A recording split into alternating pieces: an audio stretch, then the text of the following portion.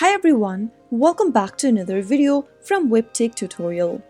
In today's episode, I'm going to be showing you how to adjust brightness on MacBook Pro with your keyboard. So the process is quite easy, so let's jump in right into the video. First thing to do is to go ahead and look for F1 and F2 keys on your keyboard. It is located at the top row of your keyboard. These keys have sun icons on them. With the F1 key, you can decrease your brightness, whereas if you press on the F2 key, you will be able to increase your brightness. You can hold either keys for a gradual adjustment or simply press it repeatedly for quicker changes. So that is how you will be able to adjust brightness on MacBook Pro with keyboard. If you found the video to be helpful, go ahead and give us a thumbs up. Don't forget to subscribe to our channel by hitting the subscribe button.